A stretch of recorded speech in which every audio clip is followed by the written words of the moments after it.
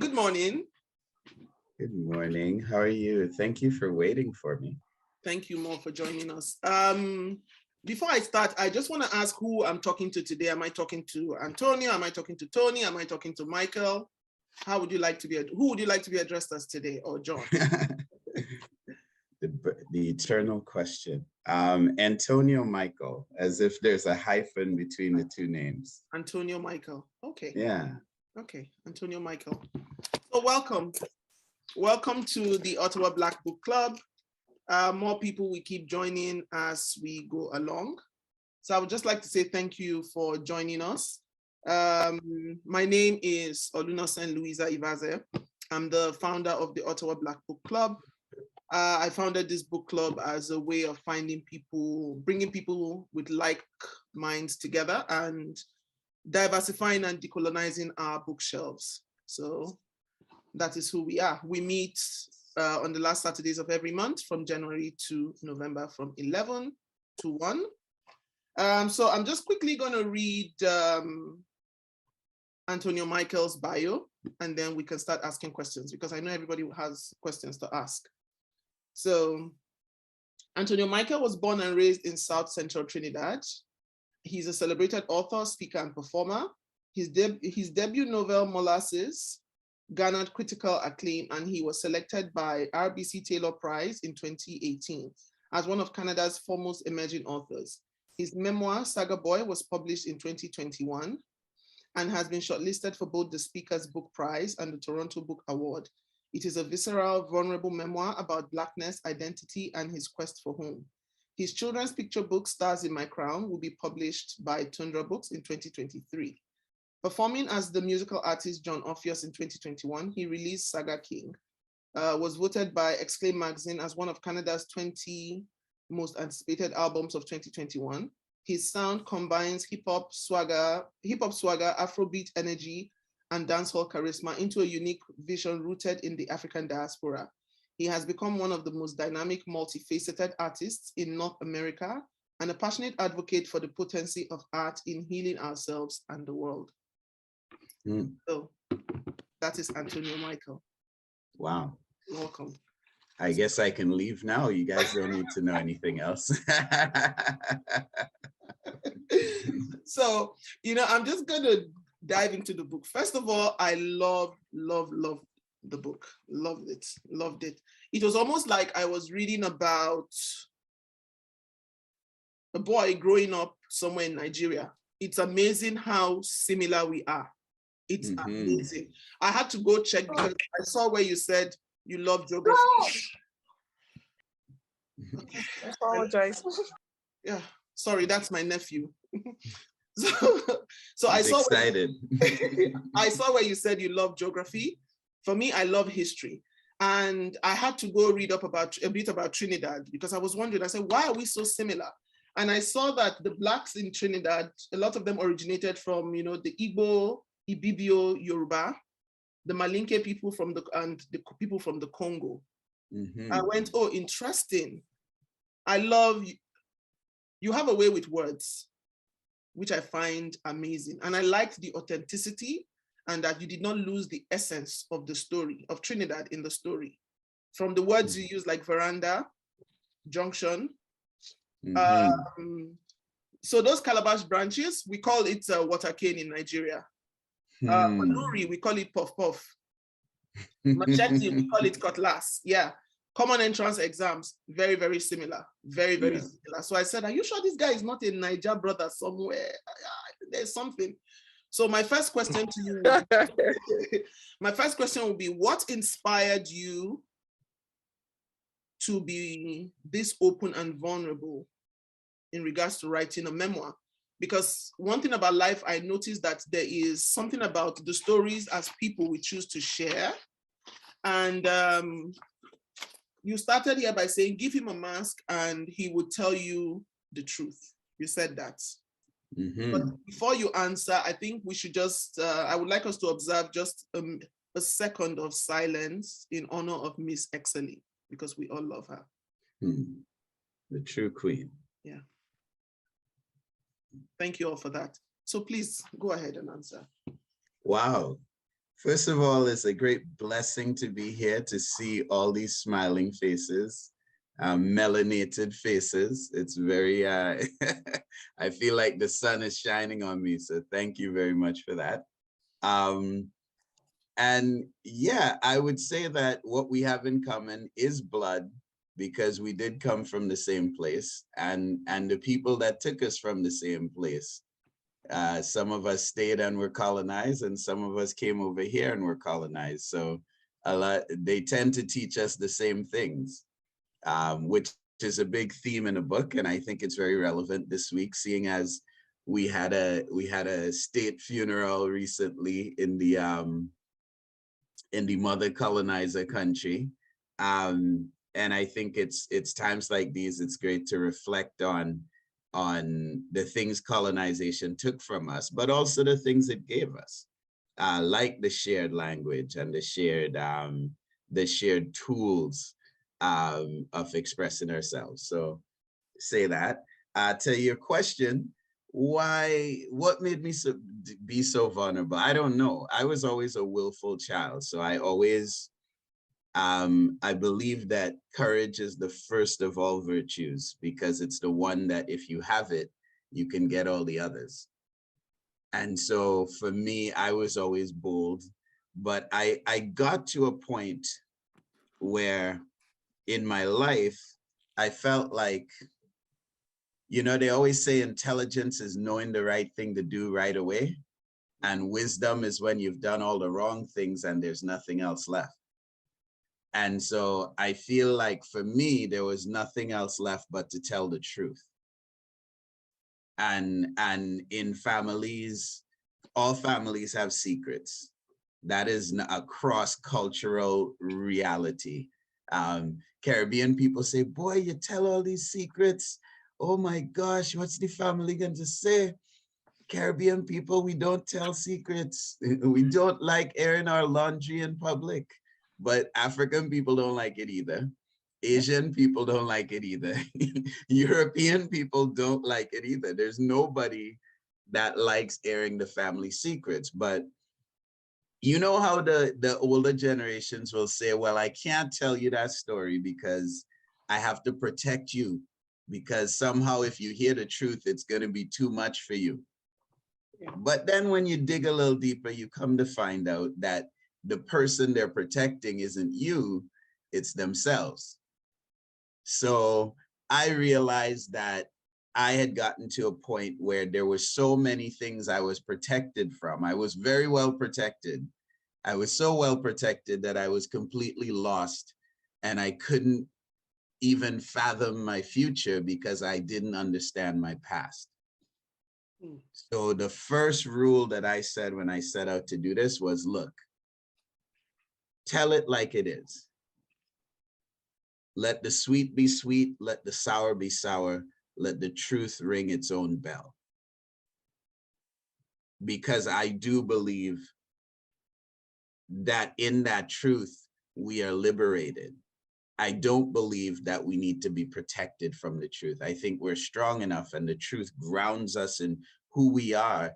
And if we don't know who we are, it's very hard to decide where we want to go and how we want to go there. So I did it for that reason, for a selfish reason, because I wanted to figure out how to go forward in my life.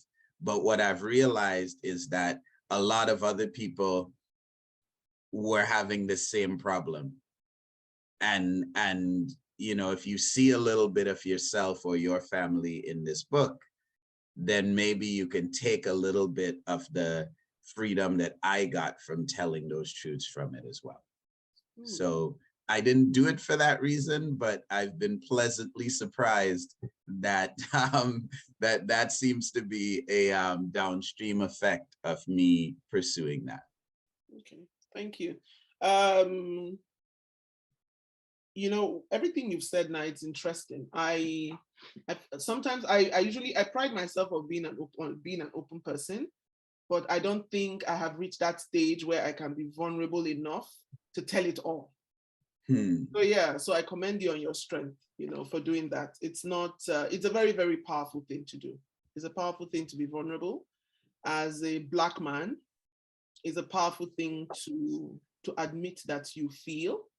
Is a powerful thing to admit also that you cry. Yeah, it's a very, very powerful thing. Yeah. And I was just going to go through, names.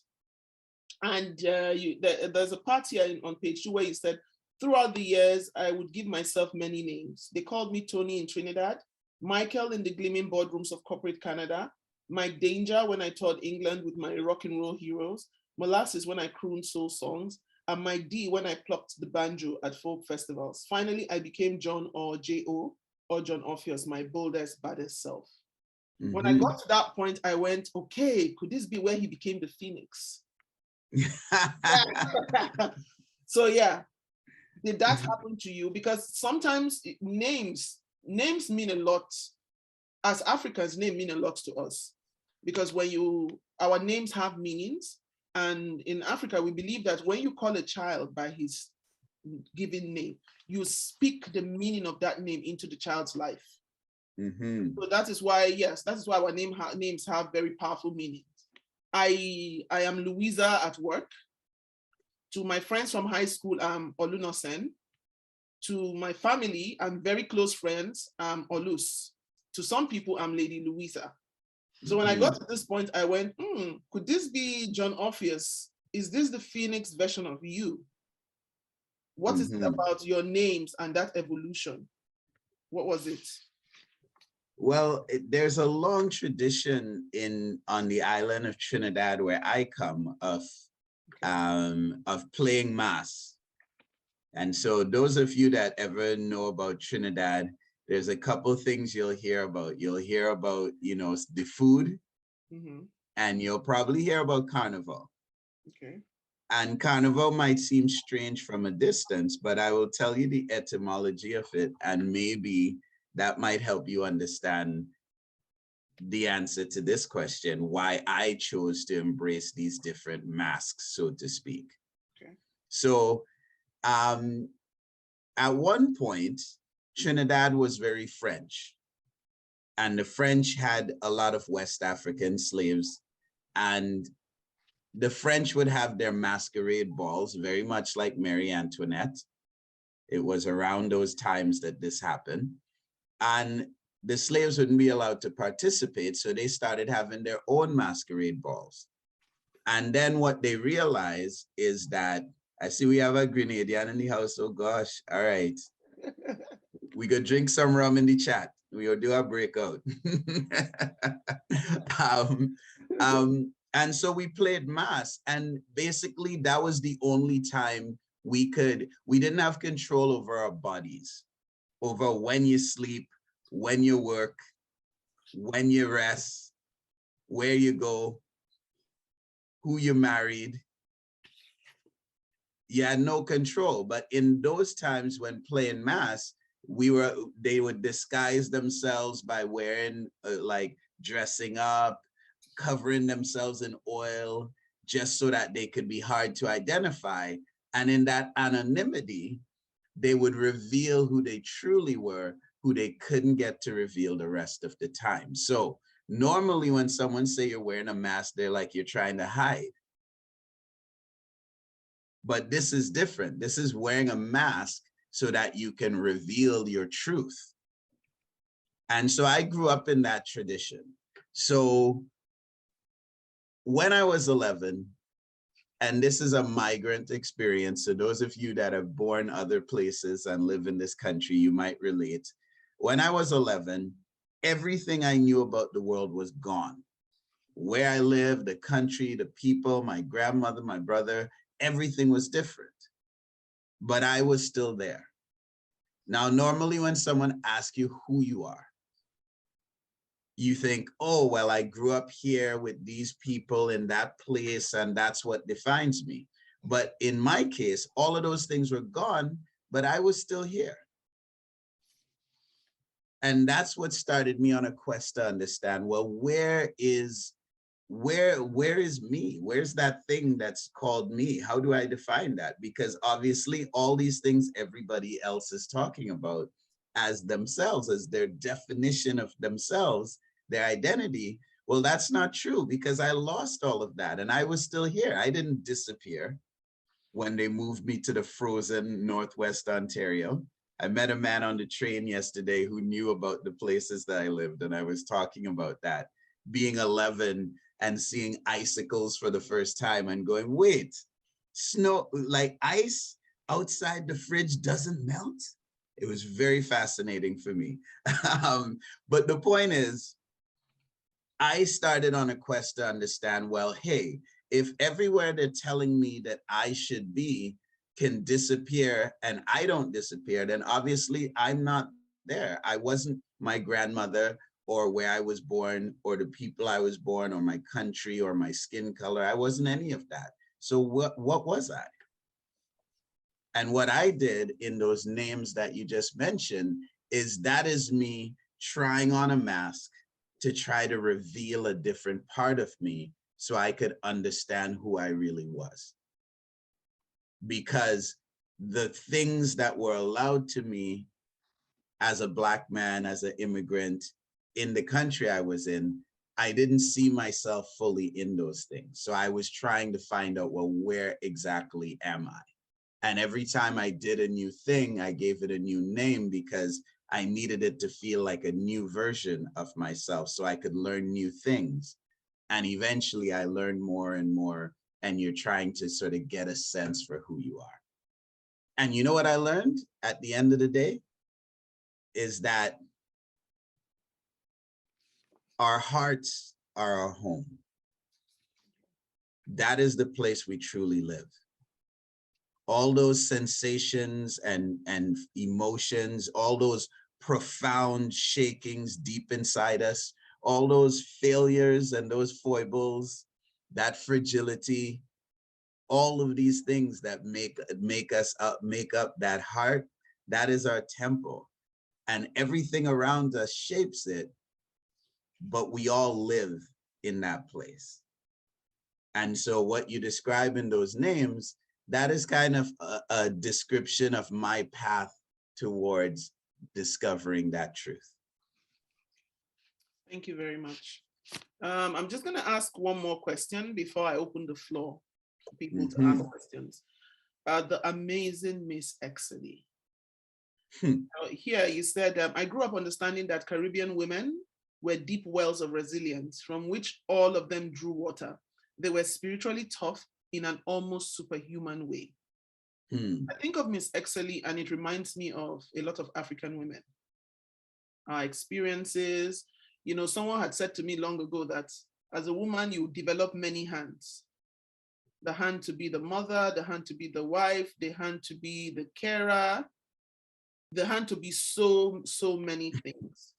Miss Exley, I look at it and it just reminds me of all those African women. She was, first of all, she started off being a mother to her siblings at the age of 13 when her father got married and moved away with his new wife. Then after that, she became a mother to her kids, became a mother to her grandchildren, and became a mother to other children she took care of. And it's amazing that she wasn't rich. She wasn't rich, but from the little she had, she was willing to share. And you also wrote about where she would send you and Junior to Hindustan to buy flour on credit.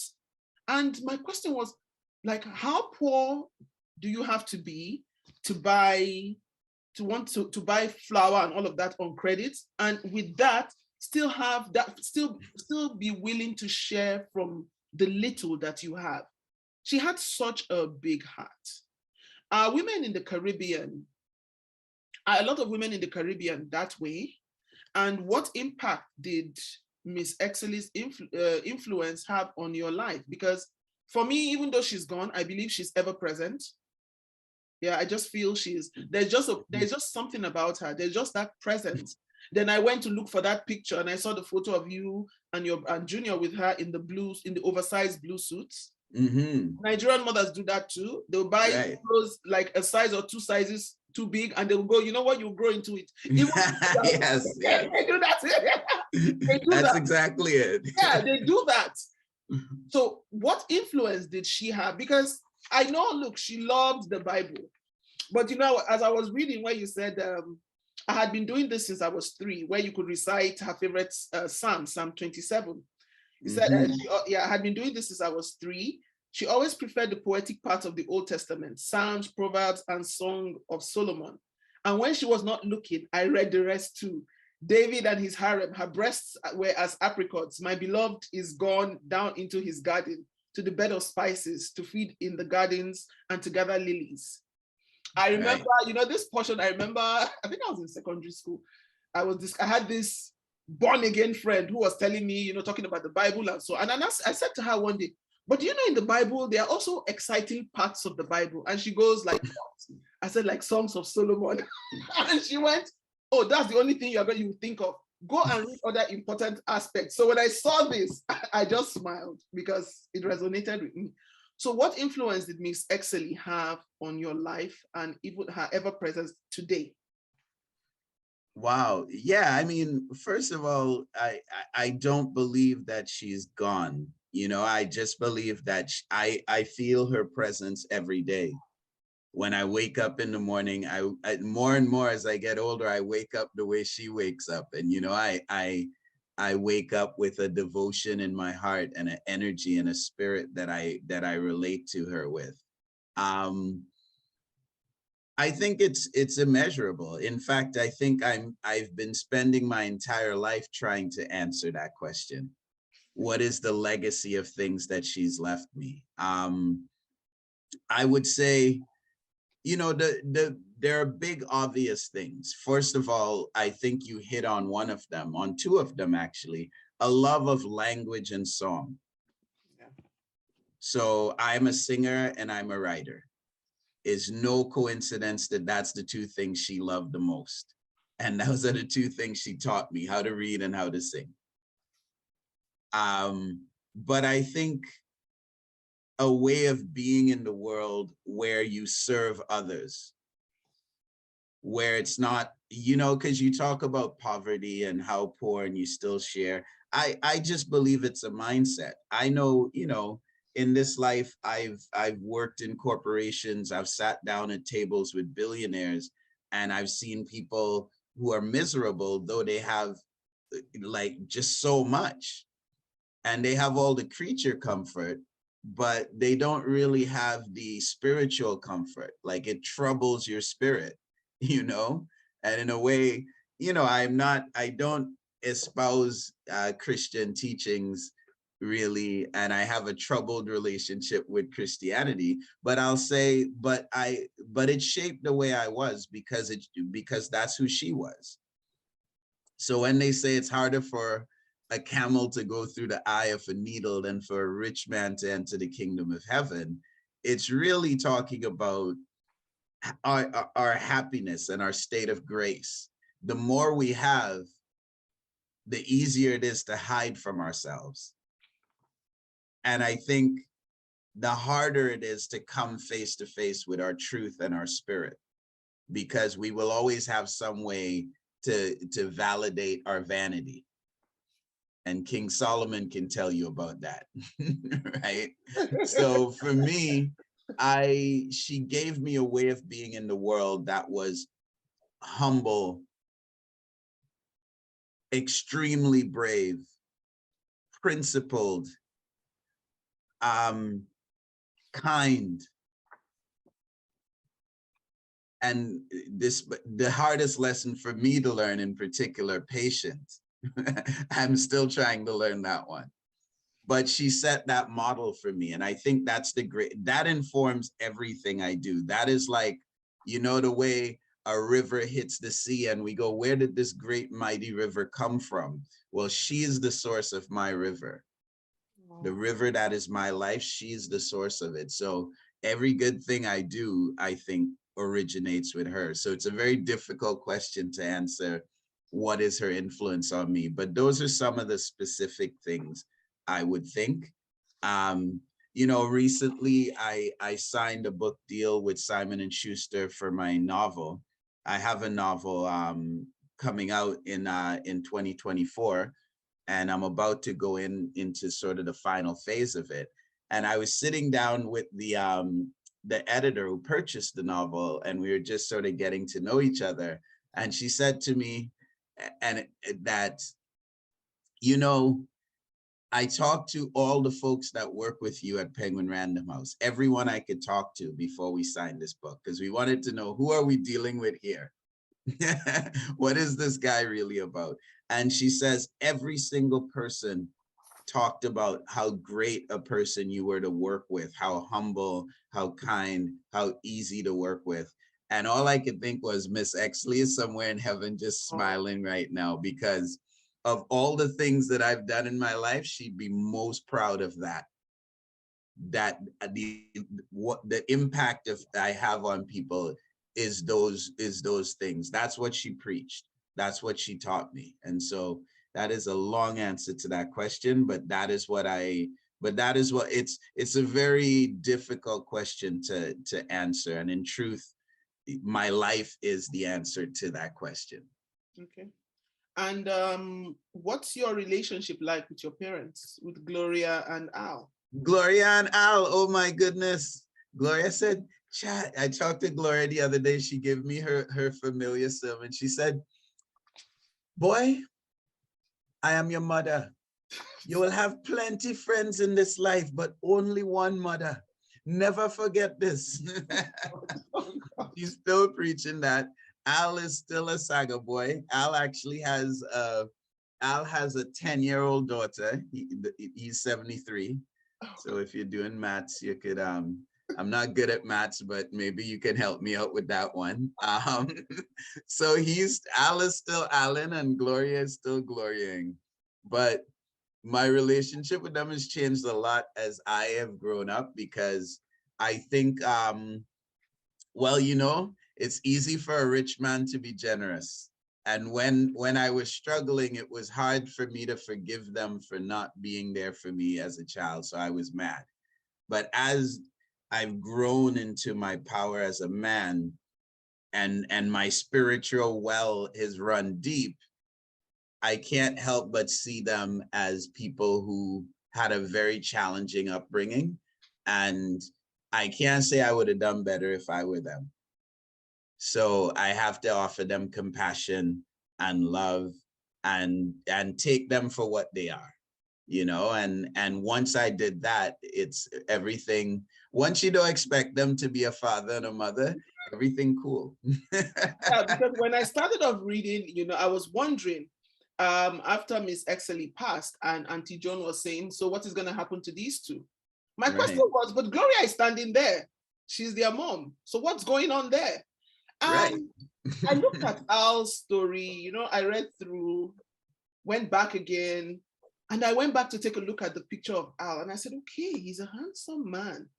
But I think Al is one of the luckiest men that has ever lived. And the reason why I'm going to say that is because every woman, I don't know what it is, he's got the Midas touch. Yeah. Every woman he's been with forgives him, and they love him unconditionally. Yeah. I don't know why. No woman has attacked him for anything he's done, for abandonment, not marrying her. I don't know. But the women are so devoted. They are so committed. I think every guy would like to have Al's luck. I don't know what it is. He's a little too handsome, a little too clever. Yeah. Because I was wondering, I said, what is it about Al? He's irresponsible. Okay, so why won't those women leave him? That devotion. It's like, that's why I said, I think he just has the Midas touch. Everything he touches turns to gold or turns to something. Well, women just I think, you know, that's an interesting question. I would say that he has a certain fragility, a certain brokenness, and he was raised by women. And so he's learned how to leverage that fragility in a way that really understands and addresses something in women that most men don't. Okay. And I think women are very loyal to that. I can speak to this personally because I have the exact same thing. I mean, that's one of the challenges of living. Like, I look like Al. I have his charm. I have his quick wits. I have his instincts for life, and I have his instincts for for where people are broken. Like I can smell it and sense it without, like, in an instant.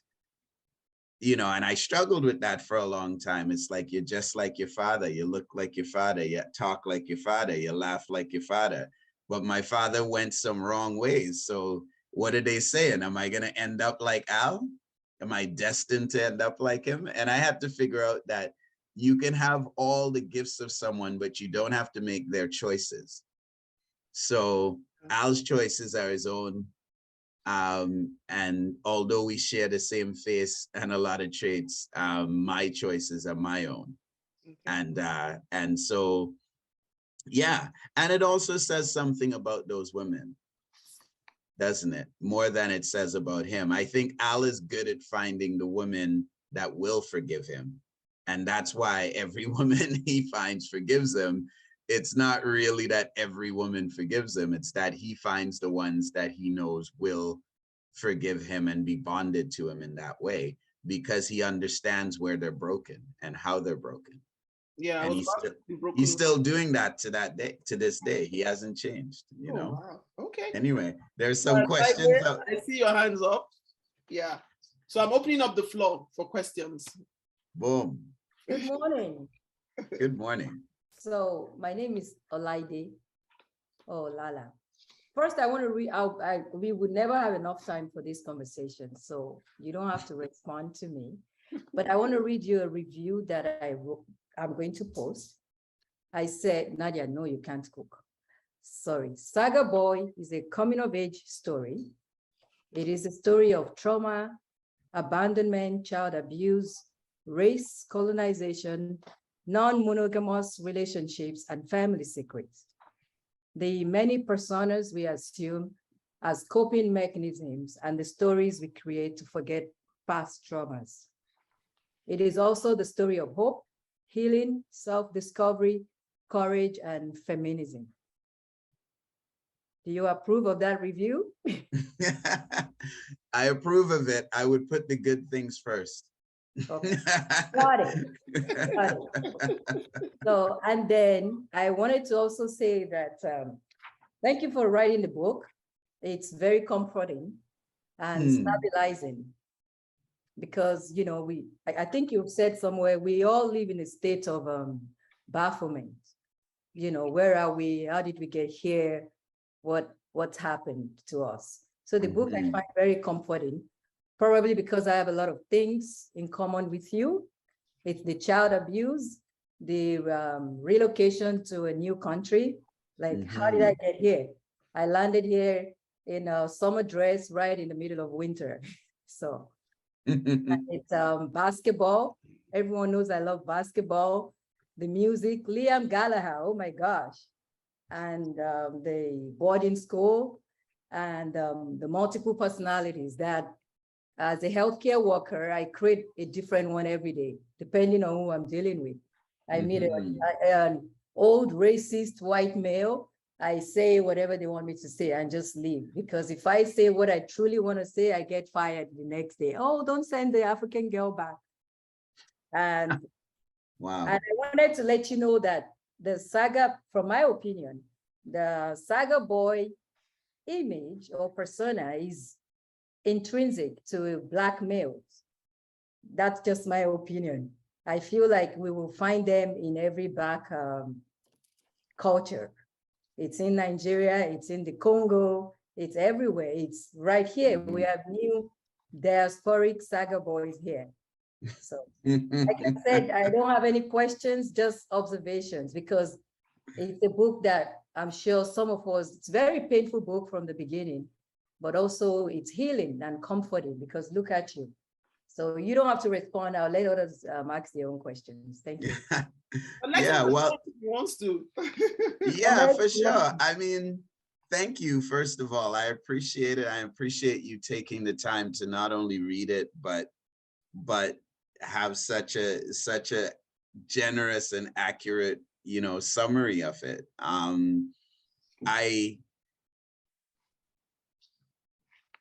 I think that it is a story about life, because I think that so much of what you said in those adjectives you use so many of our lives contain those things, right? We like to think that these are the exceptions, but in my experience, most people have to deal with complex families and trauma and some kind of confusion, and almost everyone has migration in their family history at some point. Depending, not almost everyone over here anyway. And yes, the Saga boy is everywhere. Good to know, because I might need a lineup when I land in Africa next time. I might need a little, I might need a pretty shirt. So it's good to know that I'm gonna be well catered to. But you know, when I look at it, what I see, Lala, is just the irrepressible spirit of humanity in it. And I've talked to people who aren't immigrants, aren't Black, aren't from Trinidad, aren't from the Caribbean, and they still see themselves in the book. Because I think, and I set out to do this when I'm writing it, I set out to access the universal through the personal. And so when I hear you describe it, it's my life, but I feel it's a lot of people's lives. And the part of it that I hope you get that I never really talk about is the irrepressible spirit of human beings to move towards their empowerment and move towards their healing and move towards a sense of meaning and a sense of knowledge of who they are. I feel like we're all just moving towards that relentlessly, and almost nothing can stop us from making that effort. Not everybody gets there, but that's what I see in all of those twistings and turnings of my grandmother, my parents before me, the people that came over on the boat so long before that, and in my life. That's what I see, is the irrepressibility of spirit. And that gives me so much hope, you know? It's not even a let's go to church and sing thing. I think it's about what's bred in the blood and in the bone, and what lives in our heart with us every day. I just feel like that is so powerful and irrepressible. And, you know, I'm a testament to it, but so is everybody sitting here today. We wouldn't be here without that spirit. And so that's what is underneath all of that, I think, and driving all of that, because I could have given up a long time ago. We all could have. What keeps us going? That's what I think the book is the unspoken topic of the book is, and everything else you named as well. Thank you. Okay. So that's Nkonye, so it's in this order: Nkonye, Lola, and Alice. Thank you, Louisa. Antonio, thank you so much for this wonderful book. Like Louisa said, there were like so many. I'm Nigerian, my name is Konye. There are so many similarities between like your cultures, your traditions, the things that you talk about, and what we do as Nigerians. I just want to read the beginning of a chapter that almost like, it was like mind-blowing for me. So that's chapter 20, when you started chapter 20. Okay. And you were like, home, what did this world mean to me? I had been away from Trinidad for so long. By the summer of 2010, I had lived in Canada for twice as long as I'd lived there. What was I? Trinidadian? That seemed like a faded photograph, a distant lover calling. Canadian? That seemed like the thing I was always trying to be but never could. I was both, I was neither. So for me, I've had this conversation with a few of my friends who are raising children here. I'm Nigerian. I came here as an adult. I feel like I know myself. I know my culture. I have my roots. I have my friends. I know my traditions, but I worry about my children. I'm not raising Nigerian children. I cannot say that I'm raising 100, like the experience they have here is not the same thing with a Nigerian child back home. So they're not exactly Nigerian. And I'm not going to say that they're Canadian either, because I mean, we don't do everything that Canadians do. So sometimes I worry about, I know myself. will my children know themselves? Like, will my son stand and say, I am this person, right? When will he get to that stage in his life that he will know that this is who I am? This is what makes me who I am, right? Because I mean, he's a black child, he's a Nigerian child, his name is different. And we live in, I would say, an almost separate, we live in Ottawa, but the boundaries. So we live, not Ottawa, sorry, we live in Carlton Place. We are the minority. Like everywhere I go to with my kids, I'm almost I've been always to the Carlton black Place. person. I go to the swimming pool with my kids. I can assure you that I'm always going to be the black person. My kids are always going to be black people there. In school, they're not that many. So it was just interesting to me, and I was like, I don't know when they'll get there, how they'll get there, but I keep praying for them. I keep trying to do what I can do. So that's one thing. Then beyond that, or following that, I don't think I ever got from you like who you are. I know you said like our heart is our home, but now if I say, okay, who is Antonio? Like, who is Antonio, right? I'd like to hear you say, like, with everything that you've experienced, with things that you've written, like, if someone would say, who are you? I have your biography, I've read your book, I know your story, but I'd like to know in your own words, who are you? So that's so. Then do you have That's any? all? No, that's not all. That's not all. I still have a few things. Do you have any regrets, right? You had this wonderful thing with Erin, and I saw how it was almost like you were trying to make it work. It didn't work, right? Yeah. You regret that. You had this strong desire for family. You wanted to make your family work. Like you tried, but it just wasn't working. Is that something like, is it a regret? Have you been able to feel that desire? Like, where are you with that? So that's 3 or 4, I would say, regrets, and where are you with your desire for family? Then what else do I have written here? Sorry. So I just want, this is not a question, it's actually just a statement about your aunt, your aunties, Joanne and Agnes, right? Right. I feel like we have an Auntie Joanne in almost all families. We have that person who fight for their brother or their son at the expense of everybody. There's that person who will clean up somebody's mess, close their eyes and keep cleaning up that mess, And there's also that person who knows that someone has experienced trauma, but they will keep turning a blind eye. Either they pray to God to take it away, or they just hush it. It's hushed. Nobody wants to talk about it. So I feel like most people have that person. I pray that I don't become that person. I pray that there's nobody that becomes so much of a favorite, or nobody that I want to cover so much that I'm blind to everybody else. My mom, I have 2 brothers. I'm in the middle of 2 boys. My younger brother is, oh my God. I don't even know how to explain that. But my mother sees nothing wrong. Everybody else sees it, but she's always, I feel like, I don't know what it is. I feel like she feels like she should have done more for him. And she didn't, because I lost my dad really early, like when I was 10. So my mom she was there, but she had to work, like she had to go out and do a lot. And I feel like my younger brother was the one who didn't really get much time with her. So it feels like she's trying to make up for that by always turning a blind eye to all the rubbish that he does. But yeah, I'm just trying to say that we have that person almost everywhere. Then finally, I would like to suggest, or I don't know if you have it going, but I feel like the way you write your experiences, it would be nice if you could start like maybe like a group for Black men to talk, to share experiences, to bond, to like unload stuff. You just have something that I feel like a lot of people can relate to. And who knows, you could help them heal. You could help them form friendships that they could depend on. For Black men, like people don't talk, but you've done it. You know how to do it. Maybe it's something that you can look into going forward. So that's it.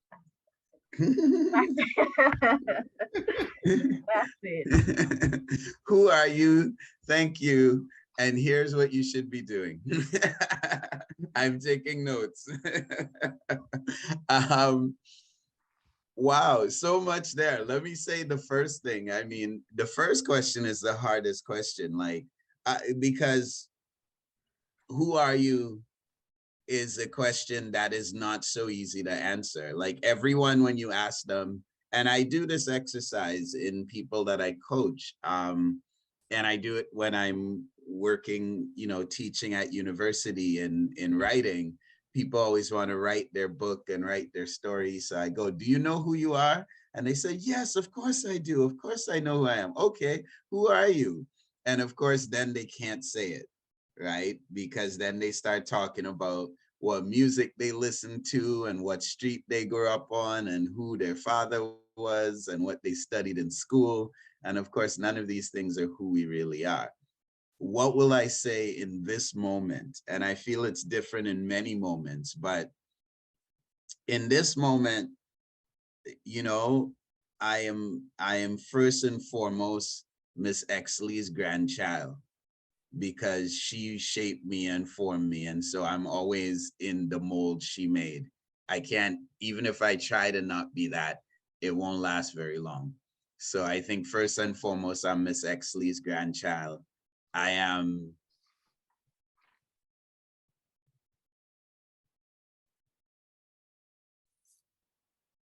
the things I've always been. I am someone that is brave.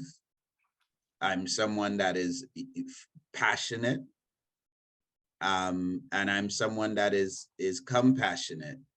And all of those things can be excessive. They can be very good, and but they also can fall apart as well, because our strengths are always what's going to become our weaknesses if we overindulge them. But I think I'm a human being. I'm a Black man.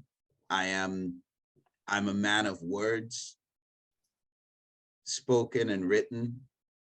I'm a seeker after truth, particularly spiritual truth, truth that gives life. I'm a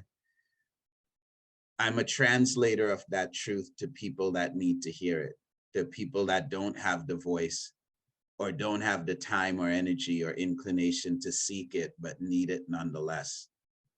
I bring it back to the tribe and I present it to them. And I guess, I'll tell you this one story to sort of close this very long answer, but this one might encapsulate all of it. When I was 4, Miss Exley find me behind the house talking to myself. She said, boy, what are you doing? I said, Grandma, I'm practicing my speech. What speech? Well, I wrote a speech about the difference between want and need, and I need to practice it. Why do you need to practice it? Because the people need to know. I think in that, that is everything I am. I'm what she's made me. I'm a seeker. I'm a man of words, and I believe in inspiring other people with those words. Now, to Mr. Al and Miss Joan, and everybody have a Joan and everybody have an Al.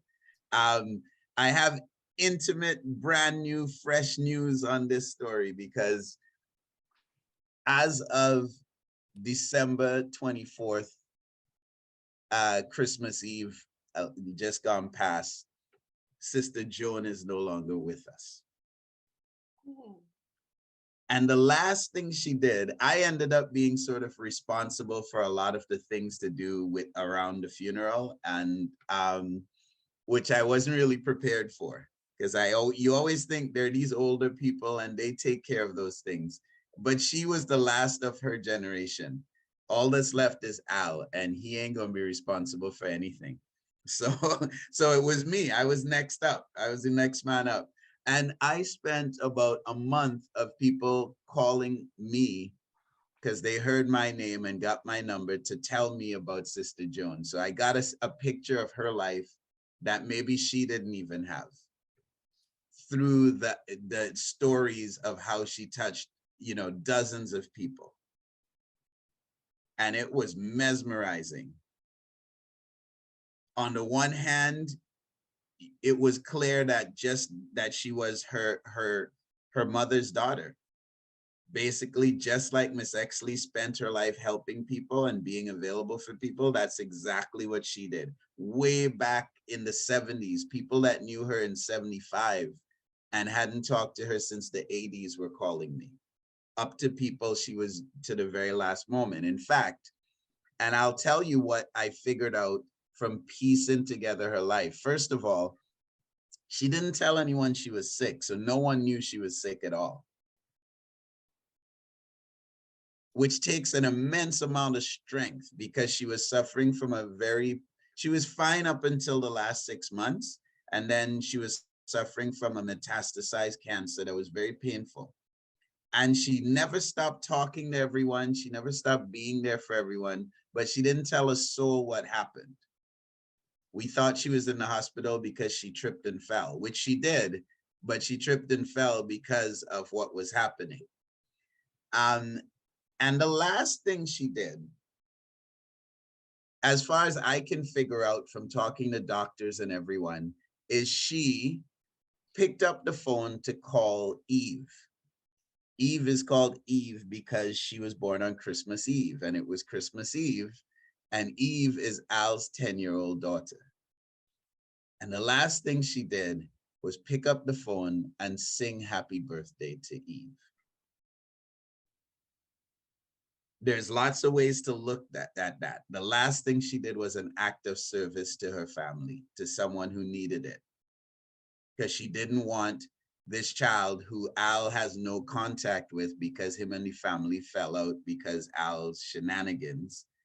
And she didn't want this child to feel unloved by her father's side of the family. So the last thing she did was cover for her little brother, which is fitting because that's how she lives. So, I mean, she might as well, right?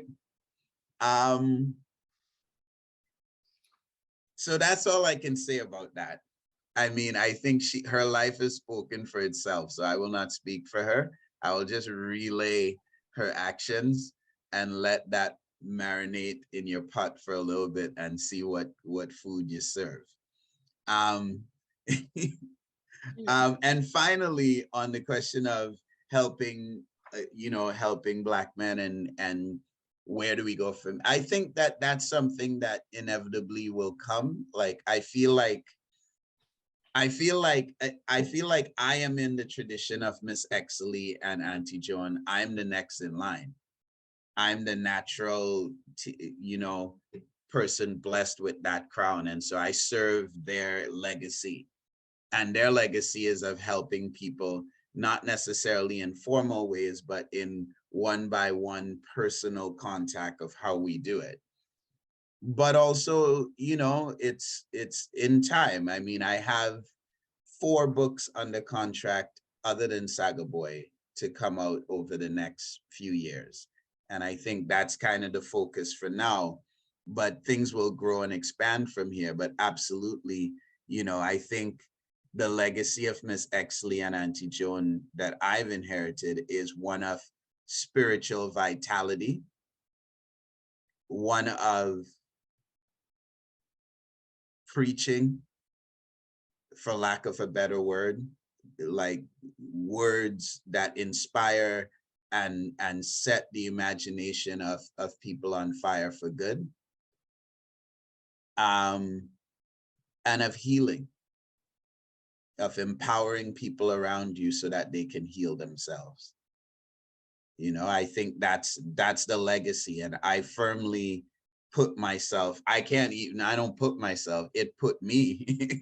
I don't even have a choice, but I think I'm becoming more and more comfortable with that legacy. So I imagine one day I'll be fully there, but I guess that's my answer to all 3 of those questions. And I think I think I've learned a lot by answering it. So thank you for asking that. Thank you so much. I was going to ask at the end of everything today, how is Auntie Joan? So yeah, I was going to ask that. I felt that question was coming, but yeah, I was going to, This was so, I guess you got beat to that one. Yeah, because when I read, where you described her, you described everything and you said, oh, she was a tall woman. Yeah. And I just smiled because I'm tall too. And I went, Yeah. okay, tall woman. What about the tall woman? But yeah, may her soul rest in peace. Yeah. Yeah, perfect peace. Lola.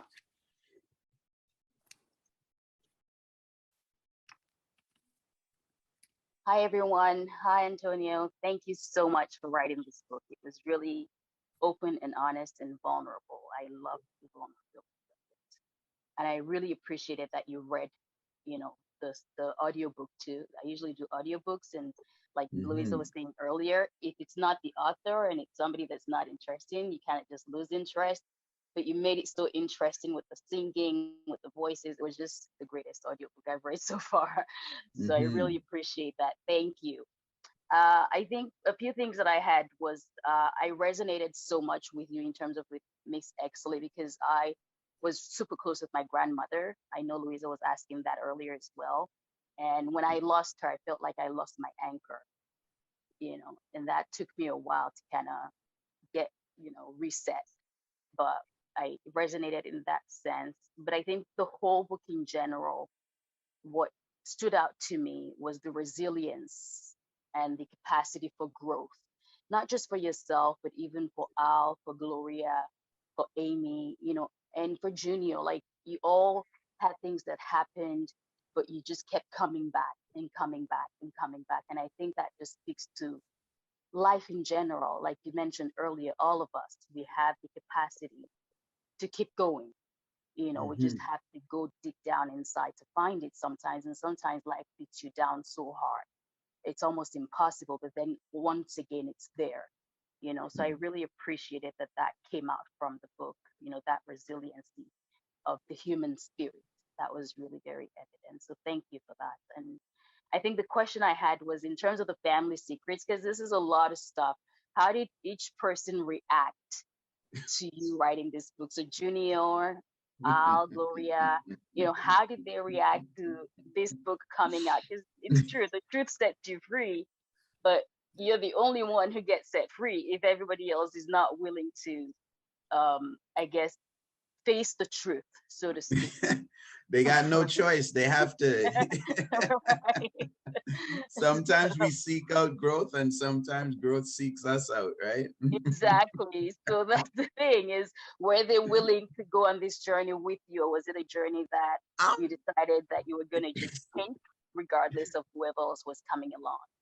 Well, yeah, we could go through the gallery of my loving family and take on all the different reactions. First of all, thank you for your words on the book and how it touched you. It always means so much to me to hear how people in their own way, I created, I know what it means to me, but it's always beautiful to hear how real people in their lives, how it moves them. So I appreciate you for sharing on that point. Well, who do you want to go to first? Whoever you're willing to talk about. Well, let's run through it in order. Miss Exley sent her blessings. She was proud. Junior was interesting because obviously I think he's the one I felt the most beholden to because I'm revealing a lot of things about his life in it. And in the interviews I was doing, I talked to him and my brothers, Adrian and Nigel, the most. I spoke to them, but Junior the most, because basically my entire life in the beginning of the book, he's there almost every day. And so he was the first interview I did. He was the last interview I did. And in between, I think I did 10 interviews in total with him. And I double checked with him, hey, I'm going to be talking about this. Are you okay? And generally in the interview process, everybody was like, oh, we're so proud you're doing a book. It's okay. You can talk about everything. We don't mind. But then the book came out and everybody went book mad for a little bit. I'm a musician. I'm used to releasing work into the world and I let it go, and I have a thick skin in terms of people judging it and stuff like that. Not so much in the family. So Junior, so when you see the book in print, a whole other thing happens, right? And if some of y'all are thinking of writing memoirs, let me tell you this. You are telling your truth, but you're also the keeper of everybody else's truth. And I spent a lot of time understanding that. I did 200 plus hours of interviews because I read over 30 memoirs. And not only did I read the memoirs, but I studied the story of how those books came into being. And the first thing I learned was, boy, some people are going to be mad at you. Because if you write a book where you protect everybody and you don't say anything bad about anybody at all, well, no one's going to read it because it's going to be a very boring book. Because in the words in Trinidad, we say people like people business. They love it. But it's really hard for you to learn from your own personal struggles if you don't hear someone else going through that. So you kind of have to go into the important things. And a lot of the important things aren't happy. I don't know about you, but I learn way more from failing than I do from succeeding. And when you're succeeding, and you have all the money and you're paying for champagne for everybody, you're everybody's friend. But as soon as something goes wrong, that's when you learn who is your friend. So I believe in that. So yeah, so when the book came out, Junior suddenly realized, and I think the moment for him was when his son read the book, because his son is firstborn's. Wow, okay. There's a whole other thing with Junior that I didn't tell you, but basically Junior's eldest child read the book. He's 18, and he grew up with his mother's family, who is white, in a very rural area. So he's not connected to Black people or to Trinidad in any way, shape, or form. And so when he read the book, suddenly, and I have a lot of nephews like this. I have a lot of mixed next generation. And most of them have grown up raised as if they're white kids. The ones that are here, as opposed to the ones in Trinidad. And so when my little niece, Mackenzie, she's 8, she got a big afro, but they raise her like a white girl. So you know what happens? At some point, the cumulative effect of being treated different, they're going to have questions. Junior's son had questions, and when he read the book, he asked his dad some of those questions. That's when Junior was like, oh, maybe I shouldn't, maybe I didn't know. And so he had a moment. Mom had a moment. Mom was great. We were on the siblings only call. Mom got on the call. Mom said, Mr. Micheal, I have a bone to pick with you. I said, Mom, you realize this is the siblings only call. We named it that because we know she was going to try to jump on the call. We have a weekly call we have every Sunday. I said, Mom, this is not the place. Let's talk Friday at 6. She's like, all right, Friday at 6 come. I have so much trouble with you. You put my name in book and you say all these things that are not true. I said, Mom, calm down for a second. What specifically in the book are you upset about? Please tell me so I can address them, individually. Well, I'm upset with this and this and that. I'm like, Mom, you didn't read the book, did you? Well, no. I'm like, but they tell me that the book was so bad and said so much bad things about me that I shouldn't read it because I would get upset. I said, Mom, I'm going to send you a copy of the book so you can be mad at me for things I did write as opposed to things I didn't write, because I know you didn't read the book because all them things you're mad at is not in the book. And then when we finally talked again, I was just saying, I said, Mom, she said her piece. And I was like, you know what, Mom? The one thing basically, she didn't dispute that anything I said was untrue. The only thing she said was, oh, there's this one thing you talk about, but you weren't there because you weren't born yet. So you can't talk about that. And now in my head, I'm saying, I'm noticing that she didn't say it's not true. She's just saying you can't talk about it because you weren't there. I said, well, Mom, I talked to 5 people who were there, and they all said that's what happened. And anybody who knows you will recognize the person who in that part of the book. So I'm sorry that you're upset about it. Well, why you got to put, I said, all right, you know what, Mom, I love you, but I set out to tell my story and my truth. And if this is not, Saga Boy is not the story of Gloria and the things Gloria would like the world to believe are true. And if you want to write that book, you should go and write your own damn book. I had to draw that line.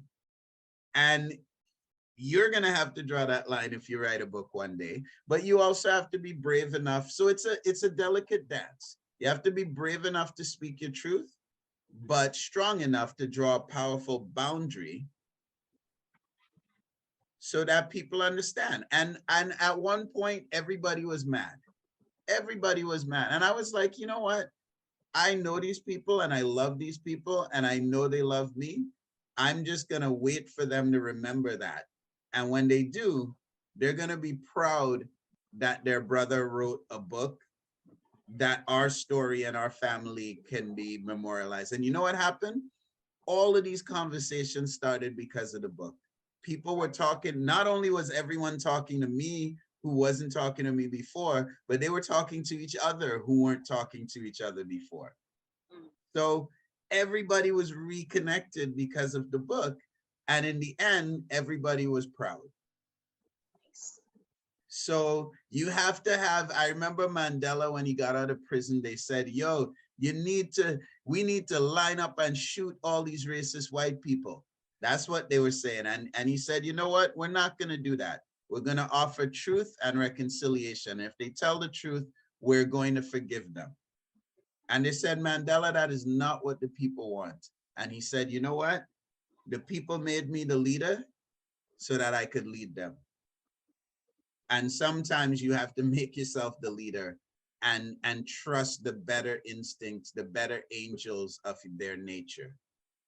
And if you don't start it and do it, who's going to do it? It has to start sometime. It has to start someplace. It has to start. What better time than now? What better place than here? And we have to all decide if we are going to be the leaders for ourselves. If we're going to be the one that breaks the cycle, we're going to be the one that ends the reign of secrecy, right? Where do the abusers and the perpetrators of abuse on children hide? They hide in our secrecy, in our silence. Where do the family trauma and the secrets that need to be talked about and all the things that need to be talked about, where does it hide? It hides in our silence. So we need to take ownership, or we're just going to be doing the same thing to the next generation. And for me, the great validation is the fact that the next generation who grew up white are now reading the book and understanding where they came from and feeling grounded. And there was a question earlier about, I worry for my children growing up in this place. And the key is, if you know where you come from and you know your history and you know your roots, that is what makes you grounded to go forward. If you don't, then you're like a tree planted in some loose soil and the next big breeze is going to blow you away. And I think there's a whole generation of children growing up like that. And the validation of this book and my choices to challenge the secrecy, the code of silence, is in the fact that that generation feels a little bit more grounded and rooted because I told the truth. Thank you so much. Thank you. Yeah. And ultimately, I'm not afraid. I'm not afraid. They can't, there's nothing. I learned from Miss Exley's lap. you know, and she is the source of the river of all our lives. And so I know the water that I'm serving them is pure. It has not been polluted, diluted, or treated in any way, shape, or form. It is pure. It springs from the wellspring of life that brought us all here. So we got to stand up for that. Because if we don't, who will? Who's going to stand up for what Miss Exley would say if I don't? Al's not going to. You know what Al said? Al like a natural born hustler. He said, boy, I don't care what you say about me, just make some money. You know what? Classic Al. Yeah, you know what, Anthony, I was gonna say that before, okay, so Alice is next, then Camille. I was gonna say, for me, I will bring up the matter of the question of abuse when Alice and Camille are done with their questions. But I was gonna say people will only have an issue with a book if they feel they were made to look bad in the book. If you had said, oh, they were heroes, they were superstars, they wouldn't have any issue. But yeah, Al was not 100% bad. I mean, there was that part where he gave you $112 and you were wondering what it was for. Look, I read that portion and I died. I laughed and I laughed. And I went, $112? Why is he giving him the money? Then you realize he had pawned everything. I felt like I was in a Nancy story, right? Like that's something a Nancy would do. Right, and I went, yeah, but that's Al's saving grace though, is that when you call him out on it, he's just like, yeah, you know, yeah, I did that. You know, he will at least take ownership. So, but it's an important thing because let's talk about memory, right? Because what we're talking about is memory. Mom says you weren't there, you can't remember. Mm-hmm. I did all those interviews so I could trigger my memory, so I could fact check myself. Memory is a liar. We think that memory is like a videotape that we recorded. I'm dating myself now. A videotape that we recorded. And whenever we want to see what happened, we just put it in the machine, press play, and it's exactly what happened. But memory doesn't work like that. Every time we summon a memory, we recreate the memory. And guess what? We're all editors. We're always editing the memory. Right? Things we did that were good are getting more good every time we remember it and retell it. Things that were bad that we didn't like are getting less bad every time we retell it. Or things we invent things that we need to help us feel better. We delete things that we want to get rid of so that we can feel better. So what I'm saying is, every one of us is very sensitive about the stories that are told about us, because the stories that are told about us, we've edited them and we all have our own versions. And we're very sensitive when someone tells a version that we don't like. But it's not because it's not true. It's because, like you say, Luisa, very, very intelligently, it's because it challenges the stories that we've built around ourselves, the narratives we've built around ourselves. We live and die by those narratives. And often, almost always, I would say, those narratives are riddled with inventions and deletions and exaggerations and diminishings. Like those stories, memory is a record of our fragility.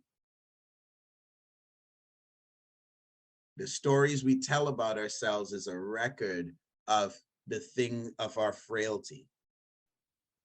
And we need to appreciate that and keep humility around how we tell things and be open to being checked by other people. That's why I spent 200 and some hours interviewing people. I could have just told it from my head, but I wanted to trigger memory and I wanted to fact check memory because I'm the keeper of their stories too. So if I'm gonna offend people's stories, then I better have my stuff straight. When mom came to me I need to be able to tell her, yes, 5 witnesses corroborated this testimony, Miss Gloria McGilvery. You know what I mean? Yeah. And in a large part, that's what we're doing all the time. Like when you go to a therapist chair, very often therapy is just updating the story you're telling yourself in your head about yourself. Right? Very often that's what we're doing. And so the narrative we're telling ourselves is very key, and we need to pay close attention, especially if we're going to put it down in paper. We have to do the work to understand it, to really understand it. And we can't be bent in vindictiveness. People always say, why are you so compassionate to people that did you things wrong in this book? I would say, if you are writing a book to be spiteful, then you're not ready to write the book. You should do the work so that you can have compassion for your subject and then write the book. Mm. And that can be very hard because there's a lot of wickedness that people do us in the world. And there's a lot we need to let go of before we can get there. But it is necessary to tell the story with honesty. It's still going to be riddled with perspective and ego-soothing maneuvers because that's what memory is. But the harder we work to budget for that, then the more truth we can claim in our story. And then the more it's going to resonate with people that hear it. Including the people that know that they're, I represented Mom well. In fact, a lot of times my mother would say that no one ever takes her side. And so I intentionally wrote parts of the book to tell her story. There's a whole section where I'm literally just repeating words out of her mouth. And she was still mad. The thing is, the truth is you can't please everyone. So, but it's important that you made those boundaries clear and you told your truth and you fact checked. Yeah. Which is for me is really, really good. Because in my family, I'm the one with the good memory. I'm the one who remembers things. I remember what people said, who was there, what you were wearing, what you were doing. But then sometimes I can't fact check because many people don't even remember that happened. Yeah. So yeah, but Alice, many people don't want to remember that happened. Yeah, exactly. But you can't make everyone happy, but you can do everyone justice. Yeah, true. It still goes back to what I said in the beginning, the stories people choose to share. Yeah, and then you said, memory is a liar. And yeah, Alice, I see your hand up.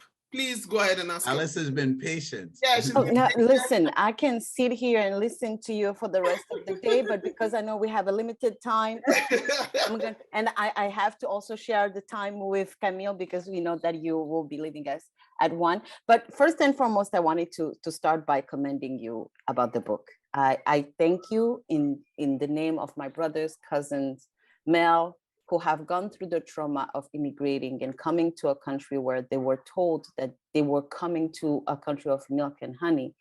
And on the other side, were welcomed with racism, discrimination, and most of the time recognition of only the negative side of what the skin color represents. Not even of what they do, but what the skin color represents.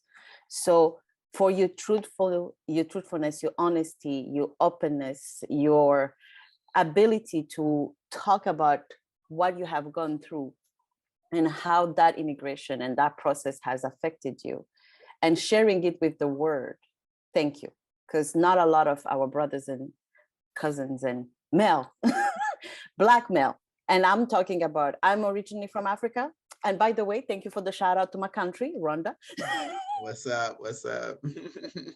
So I read that sentence, I read it 2 times. I was like, yay, we got it, we made it in the book. But yes, that for me was important to say today because I have 3 brothers with whom, and we talked, someone mentioned it earlier. I am a first generation immigrant, but before coming to Canada, we grew up in so many other countries. And earlier I mentioned, I was traumatized by the question, where are you from? because I didn't know if the person wanted to know if I was which country I was living in before I got to wherever I was, or if it was my origins, my ancestors' story that they really wanted to know. So answering to that question also brought me the mask, because depending of to whom I was answering, if I was answering to an African person with a background that we share backgrounds, or any Black person, they will be interested in knowing about my background. But if I was talking to someone else, basically they wanted to know if I was educated and I was going to be able to properly speak English or French or whatever other language. It was not really about who I was that they really wanted to know. So adapting to that and knowing how to properly adapt and speak with the right English, or sometimes I also go to my Nigerian sisters and I speak like, one of the things that I did appreciate about your book is how I never been to Trinidad. It's on my bucket list. One of these days, gonna go. But reading your book, the accent was coming into my mind. Like I could literally hear your grandmother speaking, and she was speaking to my soul. And for me, this book is, yes, it's your biography, but it's a nod to the women that have been in your life. I see it as an homage or a way of recognizing the women that have influenced you, especially your grandmother. I had a great relationship with my grandmothers as well. So I could literally see how influential they were. But the recognition of the good and bad, the way that they have influenced you, for those who are present or not present, for me, that is the best way of recognizing the influence of women, Black women in Black men's lives. So thank you for all of that. Most of the questions that I had, and I've had a lot. I have notes in the book. I had a lot, but for most of the questions, everybody else has kind of touched onto it. But I really wanted to take the time to thank you for that. And most importantly, I don't know if you know, but back in Africa, we have people who are known to be counters, like storytellers. And your voice, sir, let me tell you something. This book has taken me through all emotions. I was mad, I was sad, I was happy. I certainly did a lot of, I had each and every one of the emotions that you can think of. And then I am an old soul. I love holding my book and reading it. But for some reason, I told myself, you know what? I heard that this book was read by the author. Why don't I just go and listen to it? For once, I'm going to be okay with the technology and switch to the audio. And sir, if nobody has ever told you or nobody has ever offered you that, please be a storyteller. Read more books, because especially the ones that are coming from Caribbean and descendant, because your accent, each and every time you talk about your mother, the way you go instantly into that voice, feminine voice that has so much power and history.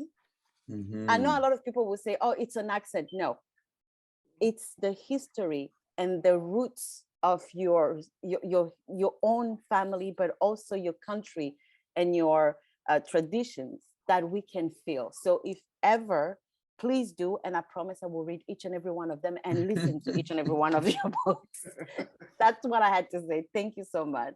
Yeah. Oh man, thank you so much. I really appreciate that, Alice. Yeah, I appreciate your passion and your energy. It's yeah, it means a lot. It means a lot. It's very, I mean, I'm a vocalist, you know. I've spent because of Miss Exley, right? She would get up singing, spend the day singing, finish the night singing. And you know, so theater and performance and the stage has really shaped me and shaped my existence. And so for me, I treated the reading as a bringing to life, the same way, you know, I think it's true in Africa as it is in the Caribbean. We love to tell stories. We love to tell stories. And it's even the news, the way news travels throughout the country. It's a small island. So if something happens in the north of the island, we don't wait for the newspaper the next day. It's going to travel from mouth to mouth, from air to air, all the way down to the south of the island. By the time we see it in the paper the next day, we already know what's happening. We already know 6 different versions of what's happening. And so the power of, and of course, in studying English literature and in being a writer and a composer as well, the power of words and the way it just speaks and stirs the soul. I mean, I see that whether written or spoken, to me, they're one and the same. I see that as my calling, as my purpose. That is my talent. That is the gift that I've been given. So I was glad that they chose to make an audiobook, because they don't always. And I certainly lobbied from the start for them to do it myself, because I don't want nobody butchering my mother's accent. I mean, she's vexed enough as it is.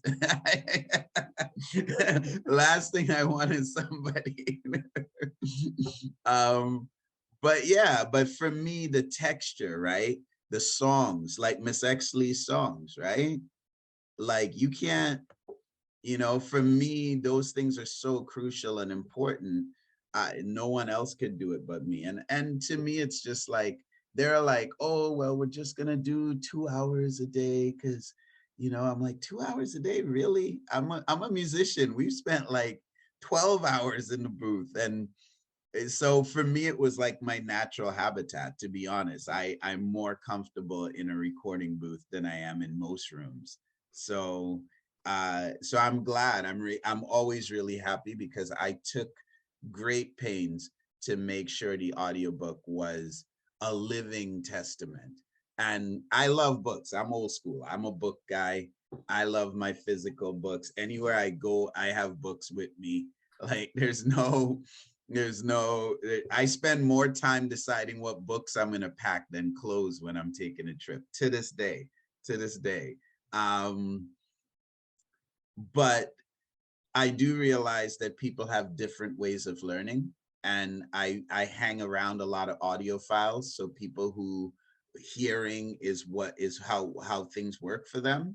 And so I don't have any shame around it. I tell them, look, if don't feel a ways, because we have this shaming thing we do with reading books, where we're like, oh, if you don't do it a certain way, then you're not smart, et cetera, et cetera. But I don't believe in that. I believe that an audiobook is a book, and a story is a story. And sometimes I do both. Sometimes I'll read and listen to the audiobook. And so I just encourage my friends who I could tell they got the book and they were struggling with reading because they don't normally read. I said, look, get the audiobook, listen in your car. And so many of them were thankful for that, because they got to experience it. And it's its own experience. It literally is its own experience. Like, if you read the book, that's a thing. It's great. You can pull back, it has an experience, but the audiobook is its own thing. And I was proud to do that. And so I'm really glad you appreciated that. And thank you so much. Like, it's, yeah, there's so many pieces there that in your comments that really resonated, but I'm just going to say thank you. I appreciate it. Your appreciation means a lot, and your words mean a lot to me. Thank you so much. Camille? Yeah, hi, Antonio. I just wanted to speak on an observation, because I'm from Jamaica, and considering what has the news for the last 2 weeks, I opened the book on Sunday to read. And the first line is "The Queen Designed My Brain." And I'm like, yes, he's speaking to the Victorian nature of Thank you. how we grew up. Yes. Okay, let's get into it. So I really appreciated that, because coming from Jamaica, someone learns that you're from Jamaica. They ask you about Bob Marley, they ask you about reggae, they ask you about marijuana. And sure, that is a part of the culture, but no one's interested about the Victorian part of the culture. No one is interested in the white part, but it's a part of it. You grew up in that. And I also liked another thing you wrote when he said, when the party goes from incredible to insanity, we ball up Bacchanal for Bacchus. the Roman god of wine and song, Mhm. European myths and dark-skinned bodies. What could be more Caribbean than that? And I appreciated that you touched on it, because then to branch from that, I grew up in Jamaica and knew nothing about Trinidad except that it's an English colony because they speak English down there, and they have quite a huge Indian population. But when I read this book, it was this week I learned that you are heavily French influenced. I knew nothing about that. I knew nothing about the Spanish actually being there till 1796. Like this was all new to me. The whole thing about the companies, and that's your tradition, the first company, the fifth company, all of that. And I really appreciated that I learned this week, because then it really spoke to the Victorian parts that your education really concentrates on the European side of things and the European history. We learn about the slave trade. I learned about Jamaican history, but it's like we're separated from everybody else in the Caribbean. Yeah, no, thank you, Camille. Thank you so much. You wouldn't believe how many people message me because of that line in the book, because it's a prominent line in the book, because I couldn't understand my own existence without processing the European programming that we grew up with. And we have it in common, right? It doesn't matter. I meet people from Nigeria, South Africa, Jamaica, Barbados, like same thing, and then if you meet people from the French islands, Guadeloupe, Martinique, Cote d'Ivoire, Sierra Leone, Mali, it's like, that's just a different strain of the colonial disease, right? And we get fed that from time we're little. Like before I could tell you how long it took Odysseus to get back to Ithaca in the Odyssey, but I couldn't tell you one Yoruba word, right? And so it's a kind of a brainwashing it's not even like one is better than the other. It's like one is non-existent and the other is there. And so by definition, history is white history, culture is white culture, language is white language. By definition, it's not even like, oh, there's all these things and ours is better. That's not even what they're saying. And that is a traumatic thing. I was in Trinidad in 2010. I saw my two twin nieces watching Hannah Montana and idolizing Hannah Montana. I was like, wow, their sense of what is beautiful and good and right in woman is Hannah Montana, and they will never look like Hannah Montana. They will actually be the opposite of Hannah Montana. So what is that doing to them for the rest of their life? Because they have a standard of beauty that they will never meet.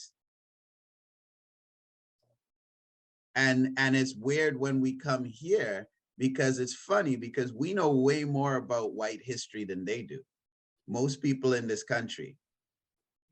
I literally have a degree in white history and white culture. I study English literature. I learned to read from reading the King James Bible. So literally, I could quote them Shakespeare chapter and verse, and they're like, oh, what are you talking about? I'm like, this is your history. They don't know. Because we were forced to assume that, and they didn't give us anything else, right? So we're literally better at it than they are, and it's ours. It's ours now, right? We can claim that as much as we can claim being Yoruba or being Igbo or being from Africa or being from Trinidad. We can claim all of that, because I've been learning that stuff since I was a kid, since I was little, since before I knew my name. I've been learning that. So I claim it. But that's a funny thing, right, Camille? Like when we're here, suddenly, oh, but that's so different. You can claim Bob Marley. That's what you're from. That you're from Bob Marley. But who was Bob Marley's granddad? Who's Bob Marley's grandparents? Right? Right? Like it's somehow we're not allowed to claim this cultural thing, but I say, forget that. I claim that. I claim that as my own. And not only do I claim it, but I critique it. I criticize it, because we allowed to do that too. We're allowed to feel sad that the grand old colonizer queen dead. But we're also allowed to say that, well, you know what? She was the grand old colonizer queen. And we're not necessarily going to mourn for that, because she's, you're burying her in a casket. And on top of her tomb, you have a jewel that you stole from Africa, and a jewel and a jewel, the Koh-i-Noor, that they stole from India. And, you know, and so in the claiming of that, let me use their words, the most famous words at their most famous hour, to indict them. Winston Churchill. The last time there was a state funeral before this week was when Winston Churchill died. I was in England in June, and I said, because I'm in England, I'm going to start this biography of Winston Churchill in an audiobook. I just finished it with Winston Churchill's funeral this week. So, and when I was there in June, it was the Jubilee. I flew out on the day of the Jubilee. So literally they were putting up the bunting, and I was feeling all these feelings of like familiarity and contempt battling in my soul. And then I start this book in the fields of England, walking through the Peak District, walking across fields, going into pubs, hanging out with English people that they would have hired to be redcoats to come and colonize us. These are the areas they got the soldiers from. And I finish it the week that her state funeral has, and it finishes with the last state funeral for the English of Winston Churchill. When in their darkest hour, when the Nazis swept through the Ardennes forest and overran France, and they just barely saved the troops in Dunkirk. And they're just like, we have no defenses. We have not prepared for this. We are about to lose. This is the end of England. And Winston Churchill came in and he gave a speech, and he's a great master of the English language. And he gave a speech, and in the speech he said, you know, it's a famous speech. We shall fight them in the beaches. We shall fight them in the fields. We shall fight them in the landing grounds. We will never surrender. And I'm paraphrasing, so if you're a purist, don't be mad at me. But if we should lose, I have no doubt that our Navy will continue to fight on the seas, and our colonies overseas will continue to fight until one day the might and the strength of the new world comes to the salvation and the deliverance of the old. In their darkest hour, their greatest orator admitted that the might and the strength of the new world, the colonies, hello, that's us. That's who was going to deliver them. I done talk. That was beautiful. I think, you know, when you in the experience of Blackness, I think there are similarities between the experience of Blackness for those of us who grew up on the African continent and those who grew up in the colonies, especially when it comes to education. When you were talking about your English reader, we had something similar. And I remember then that when you speak Pidgin English or any other language that is different from the Queen's English, it will be called vernacular, and you will be penalized for that. Right, speaking properly. Yes, and then there was a time where it was posh to have English names. It was posh to speak with a British accent, even if the diction was wrong. So you see, going through all of that, that is now, I've gotten to a point. I was telling someone that I will always speak with a Nigerian accent. And the person said, why? I said, for authenticity. I want you to hear me speak and go, oh, where does she come from? She comes from somewhere.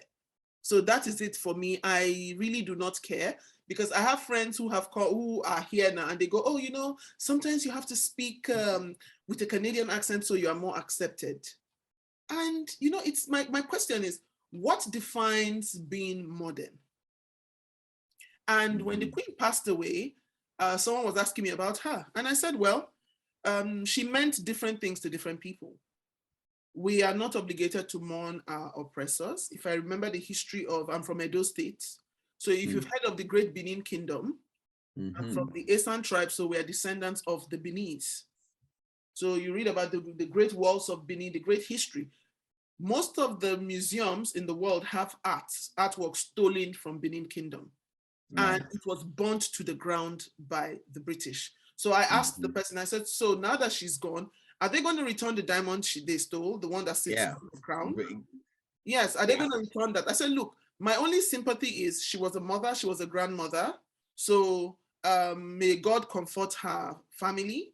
But what they can't deny what happened to the colonies.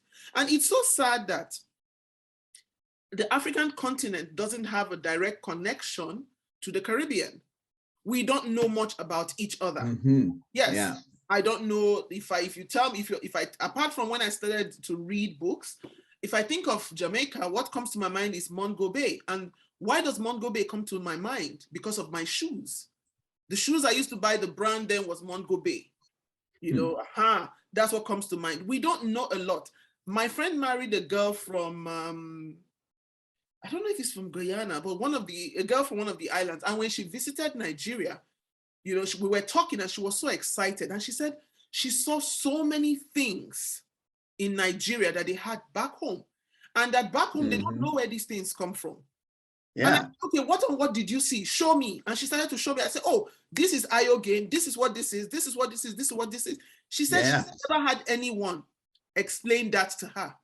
And that's why when I was reading your book, I was writing that. I said, they have this in Zaboka. You said avocado. We call it avocado pear. Sesame Street. You spoke about Sesame Street. Yeah. I grew up on Sesame Street. That, in fact, that was a staple.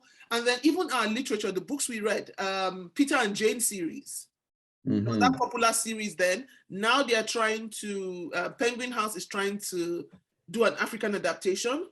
So I worked as a literary advisor on those series for them. And I went, okay, fine. Now they are trying to bring things home. But I think it's important that we are our authentic selves. It takes a lot to do that. Yeah. But well, so I don't forget this question before we wrap up. Laide, I'll just ask this question, then you can ask your question.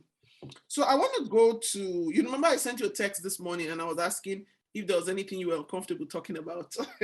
So I was just gonna ask about forgiveness and abuse that is not spoken about in the Black community, the Black and African community. Especially for me, it hurts so much, especially when it happens in families and the perpetrator is a family member. One thing people forget is some people grow with these things affect them. You know, it takes me back to when I was growing up. I had a friend who was about, I think maybe a few years older than I was. And back then she used to show me gifts.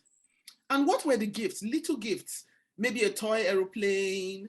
I don't know if you had this, but there was this thing people used to make these fans with mango leaves where you put a broom in it and you run with it and then it just goes round. But he used to give her all this. This man was a security man working at a hospital not too far from where we lived. And he used to give her a lot of gifts, which she used to hide. And you know, as kids, she would show it to me and go, oh, Mohammed gave me this today. Mohammed gave me that. Mohammed. And I'm like, oh, as a child then, oh, he must be very generous. He must be very nice. But now thinking about it as an adult, I'm beginning to ask questions. Why was Mohammed giving her those gifts? What was going on? What was he doing to her? Because they were not related.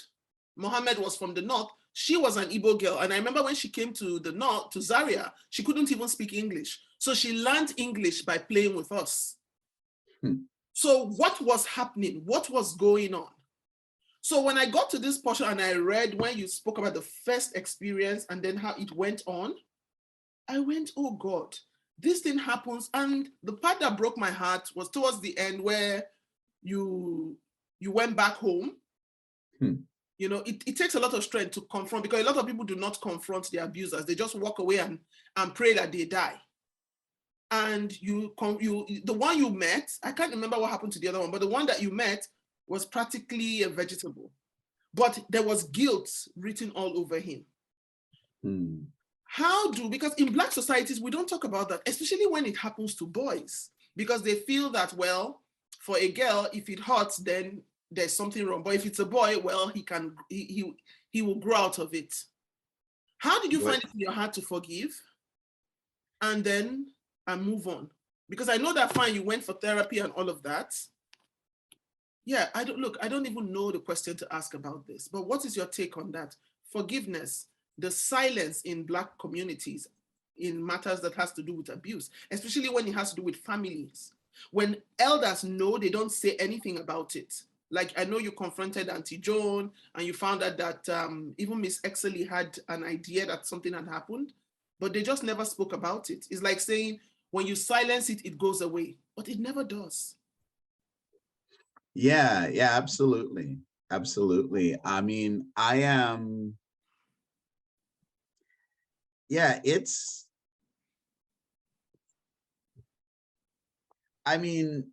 how do I find the strength? I just feel like it's there's a whole science of this, right? And for me,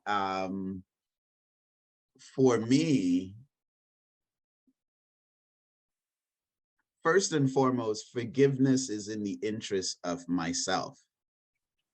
I don't need to find the strength to give it to someone else. I see Ray Sandy has said that as well. Forgiveness is for me, not for them. I was carrying around baggage. The reason why I started this journey with this book is I felt like I didn't know what to do next. And in hindsight, I was weighed down by the baggage of things I was still carrying around. And I couldn't even admit that it was there, less much put it down. So for me, the beginning, for me, it's the necessity of facing it after a lifetime of running away from it. I didn't talk about it for a long time. I didn't think about it. I thought that and when I did think about it, I thought, oh, that's so long ago in my past, that has nothing to do with me now. And I thought that the longer time went on, the more it would fade away in the background, like everything. I thought it would just go away, but it doesn't. As Audre Lorde, the famous Grenadian, I know we have a Grenadian on here, so let me shout out our next Grenadian. Audre Lorde will say, your silence will not protect you. So that's the first thing. So like I said, wisdom is doing all the wrong things and then being left with only one option. And I had run away in every way I could think of. And so all that was left was to face it. So it didn't take much courage. It just took me recognizing, well, either you want to carry this for the rest of your life or you don't. If you do, then carry on. If you don't, let's deal with this. And to me, I don't know if I was lucky, because I think I was a defiant young boy from the first. So for me, I recognized that something was wrong with them, not with me, even as a young boy, because usually young children, we will blame ourselves.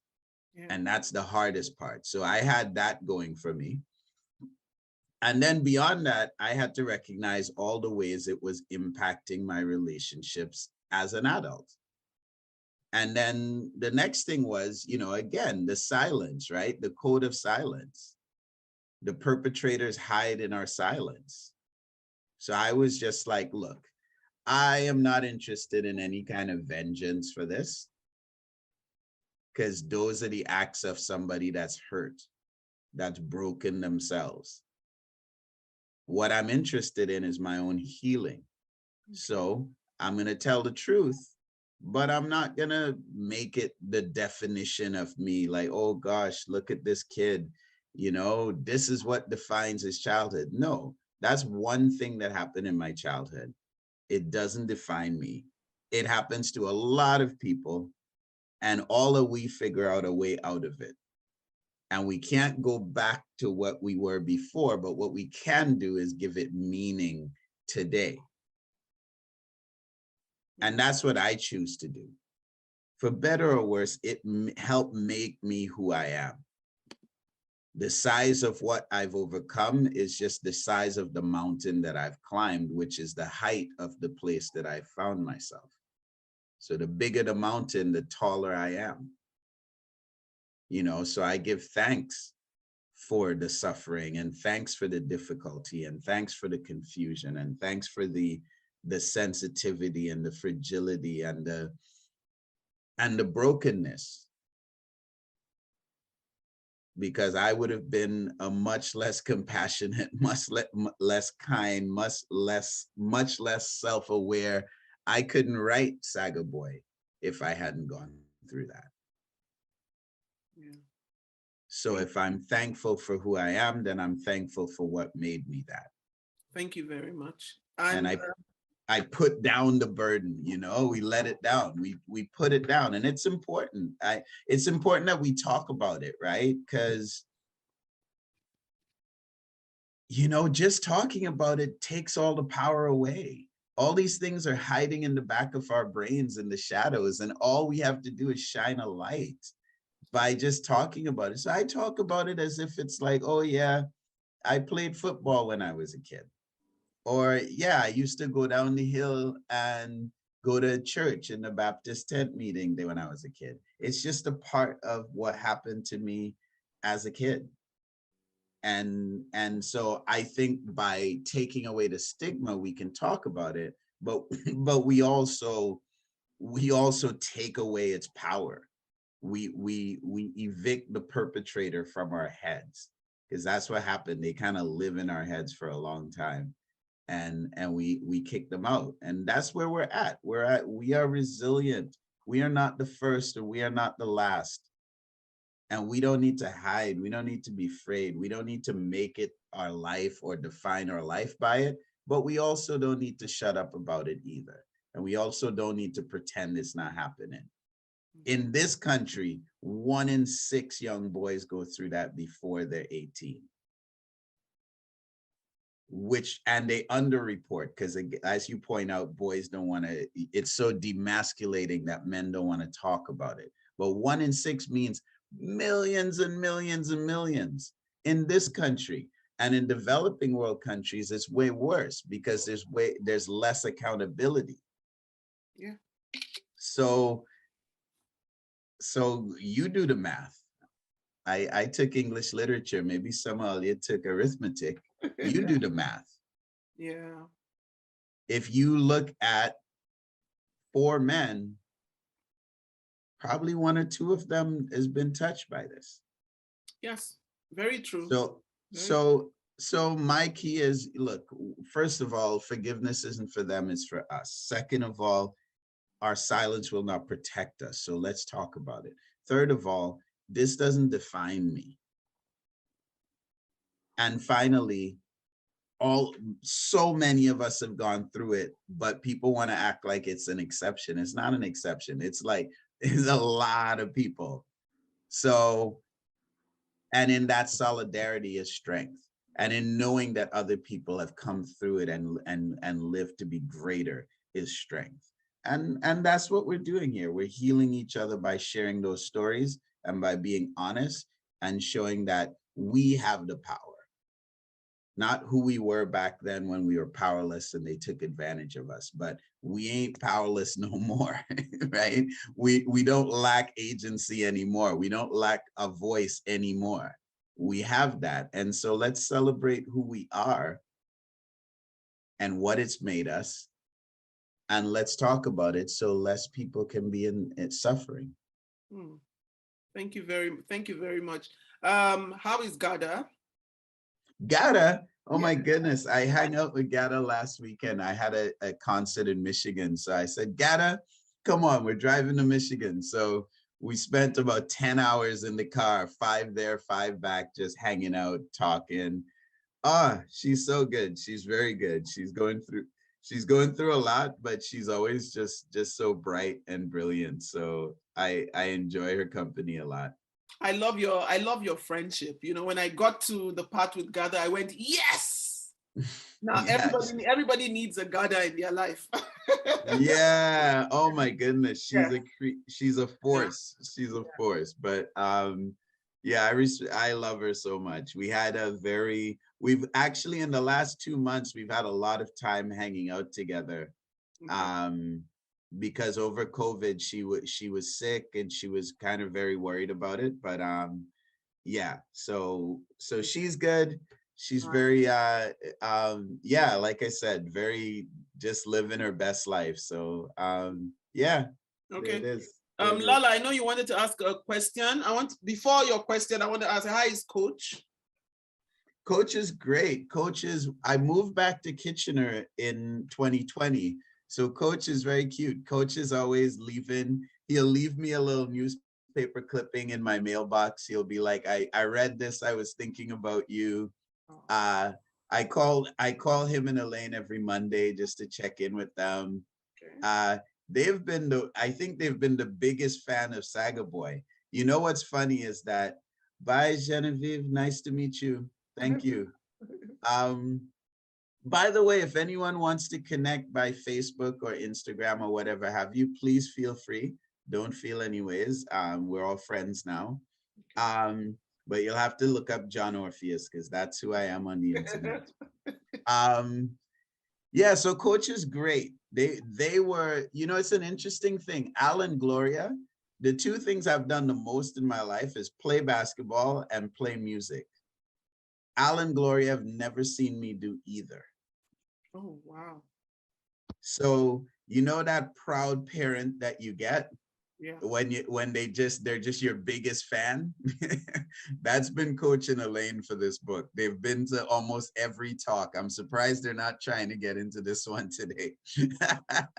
But they've been to almost every talk, and being close to them is one of the reasons I moved back to Kitchener. And it's just a testament about the power of humanity and how, you know, as proud as we are as being Black people, we're human beings first.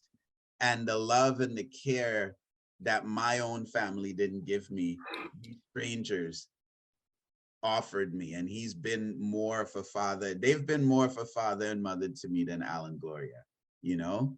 Okay. Al and Gloria, I see as friends and people that I'm connected to. But when you're looking for that support and that parental pride and that having your back, it's these people. And so it just teaches me that we need to always have our hearts open.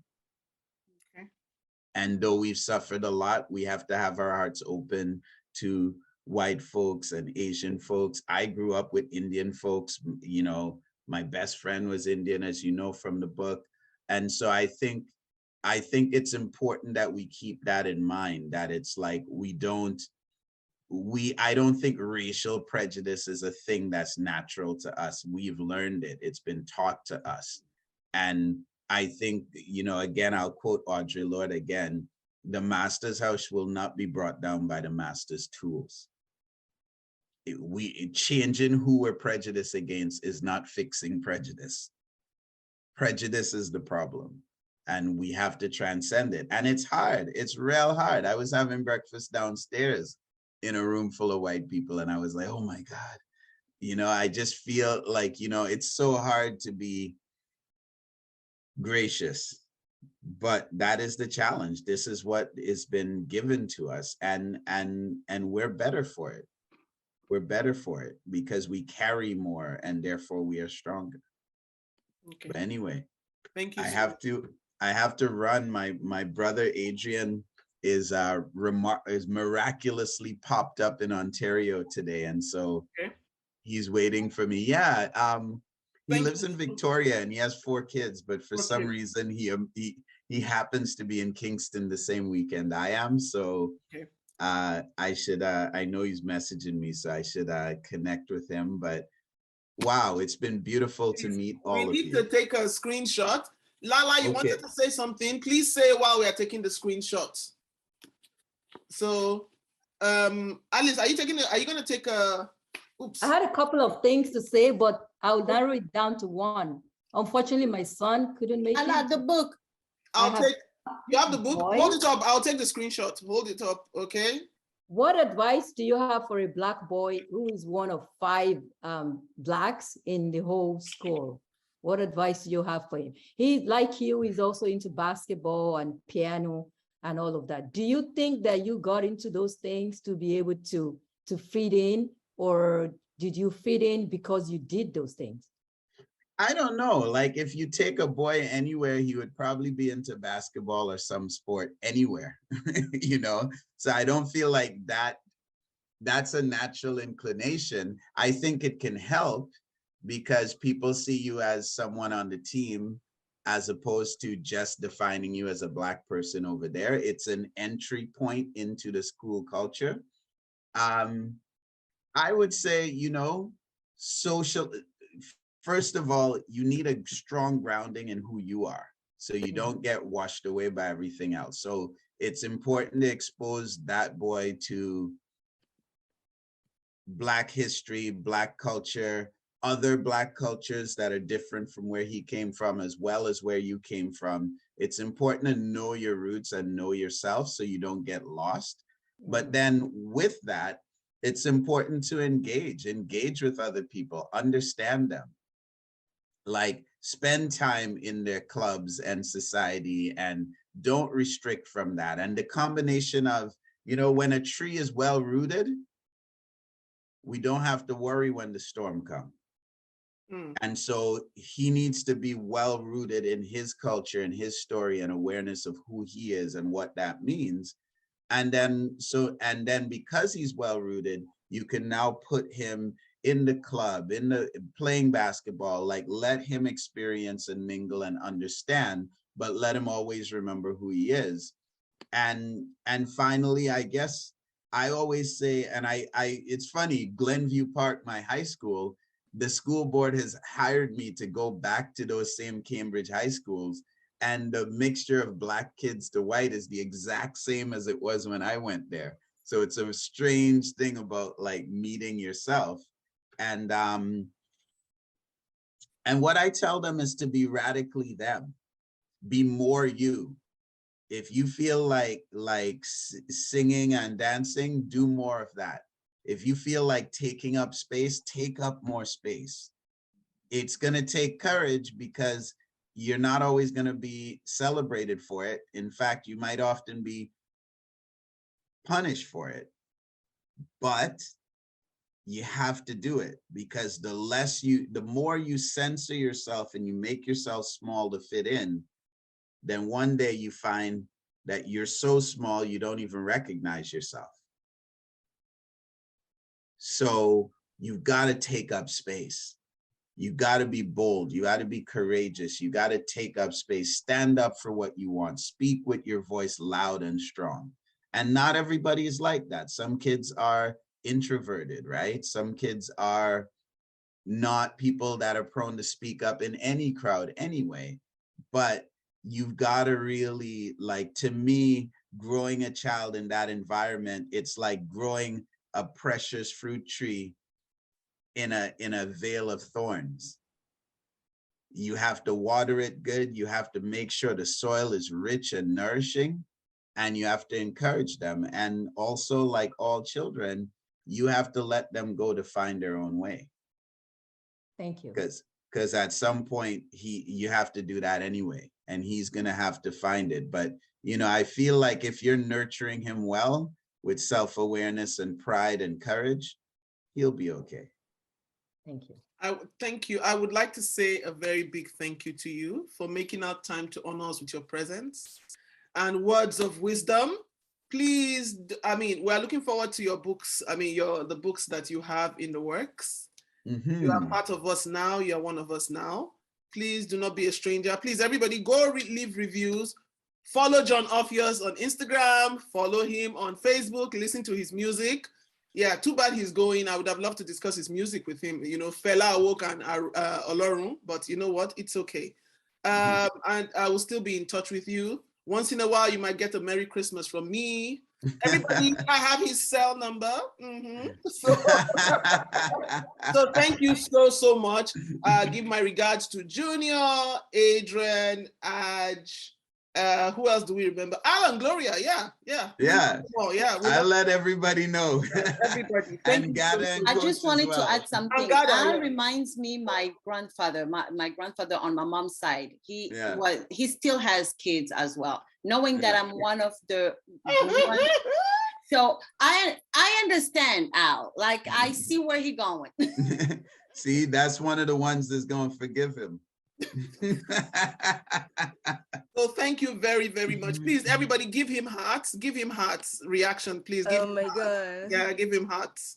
Thank Blessings, you so much. blessings. I'll see you all soon. All Take right. care, Thank you. okay? Bye-bye. Take Bye-bye. care. Thank you Bye. much Thank already. you. Bye.